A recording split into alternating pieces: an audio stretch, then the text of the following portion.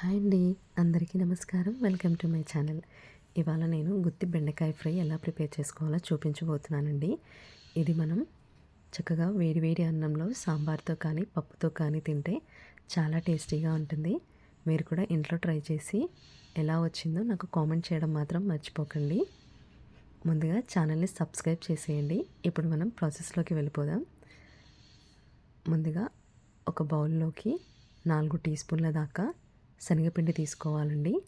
మీకు శనగపిండి నచ్చకపోతే 4 టీ స్పూన్ల పుట్నాల పొడైనా తీసుకోవచ్చు. ఇప్పుడు ఇందులోకి రుచికి సరిపడ ఉప్పు, కారం, కొద్దిగా పసుపు, అలాగే కొద్దిగా అల్లం వెల్లుల్లి పేస్ట్, 1/2 టీ స్పూన్ ధనియా powder, 1/2 teaspoon garam masala వేసేసుకొని 3 టీ స్పూన్ల దాకా పల్లీల పొడి కూడా వేసేసుకొని కొద్దిగా వాటర్ వేసేసుకొని పేస్ట్లా కలిపేసుకోవాలండి. ఇప్పుడు దీన్ని పక్కకు పెట్టేసుకొని బెండకాయల్ని చక్కగా కడిగేసుకొని ఇలా అంచులు కట్ చేసేసుకొని మధ్యలో ఒక ఘాటు పెట్టుకుంటే సరిపోతుందండి.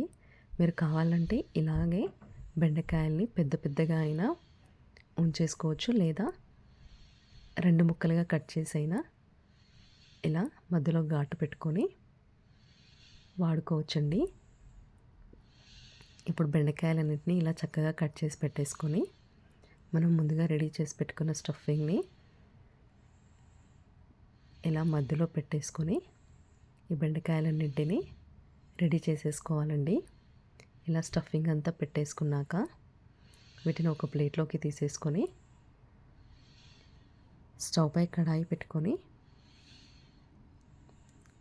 ఒక 4 టీ స్పూన్ల దాకా ఆయిల్ వేసుకోవాలండి. ఇక్కడ మనకు బెండకాయ ఫ్రై కాబట్టి ఆయిల్ కాస్త ఎక్కువగానే పడుతుందండి. ఇలా ఆయిల్ వేసేసుకొని కాస్త వేడెక్కాక ఇందులోకి మనం ముందుగా రెడీ చేసి పెట్టుకున్న బెండకాయలన్నింటినీ వేసేసుకొని లో ఫ్లేమ్లోనే మూత పెట్టి ఉడికించుకోవాలండి. బెండకాయలు అలాగే లోపల స్టఫింగ్ కూడా చక్కగా ఉడికిపోవాలి.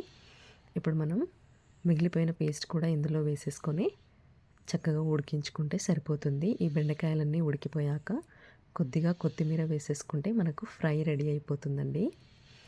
మీరు కూడా ఇంట్లో ట్రై చేసి ఎలా వచ్చిందో నాకు కామెంట్ చేయండి. నచ్చితే లైక్ చేయండి, షేర్ చేయండి, అలాగే ఛానల్ని సబ్స్క్రైబ్ చేయండి.